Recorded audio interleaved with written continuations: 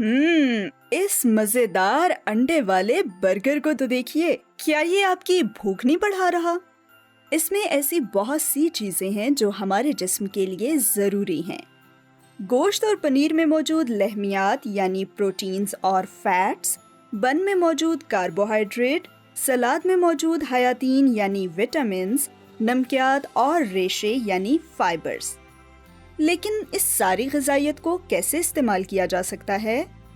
मुझे इन अज्जा को अपने खून में शामिल करना है, और ये बर्गर तो कभी भी हमारे खून में समा नहीं सकता। तो ये वो मकाम है जहां हमें हाज़मे या डाइजेस्शन की ज़रूरत पड़ती है।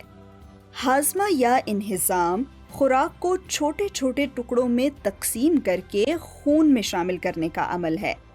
आप खुराक को दो तरीकों से हजम कर सकते हैं, मेकानिकी यानी मैकेनिकल तरीके से, और दूसरा कीमियाई यानी केमिकल तरीके से। जब मैं बर्गर को मुंह में रखती हूँ तो मैं दोनों तरह से खुराक को हजम करती हूँ।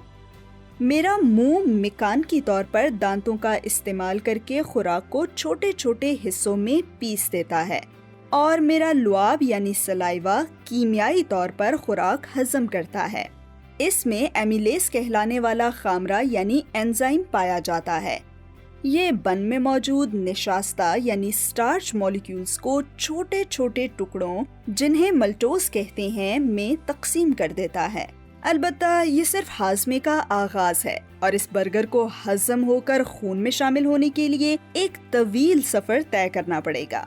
उसके बाद ही इसके ग़िज़ाई अज्जा यानी न्यूट्रिएंट्स हमारे भूखे और ज़रूरतमंद खलियों यानी सेल्स तक पहुंचेंगे।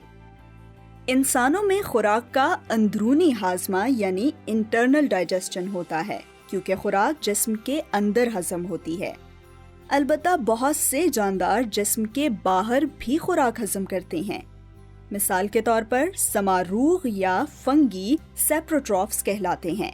मतलब ये कि ये जानदार अपने सेल्स के बाहर एंजाइम्स खारिज करते हैं, और जब खुराक के अज्जा टूट जाते हैं तो उन्हें जज्ब कर लेते हैं। मक्खियां भी इसी तरह खुराक पर कोई मुहल्लिल या सॉल्वेंट खारिज करती हैं, और फिर उनमें मौजूद अज्जा को दोबारा चूस लेती हैं। बहुत खूब। फर्ज करें अपने बर्गर पर थूकना और उसके बीज बन जाने पर उसे खाना। छी। खैर, इंसानों वाली हरकतों की तरफ वापस आते हैं। हाज़मे का अमल बहुत तवील हो सकता है।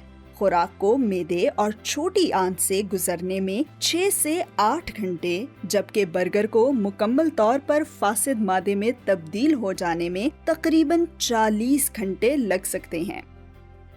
हाज़मे की सबसे ज्यादा दिलचस्प बात यह है कि हमें इसे खुद अंजाम नहीं देना पड़ता, बल्कि हमारी आंतों या इंटेस्टिन्स में पाए जाने वाले तकरीबन 1000 खरब बैक्टीरिया इसे अंजाम देते हैं। ये बैक्टीरिया हमारे लिए खुराक को तोड़ते हैं, विटामिन्स बनाते हैं, और हमारे मुदाफ़ियती निज़ाम यानी इम्यून सिस्टम में मदद देते हैं। तो यूं चबाने के जरिए, एंजाइम्स और कुछ अच्छे बैक्टीरिया की मदद से आप इस मजेदार बर्गर को अपने खून में हल हो जाने वाले मॉलिक्यूल्स में तब्दील कर सकते हैं।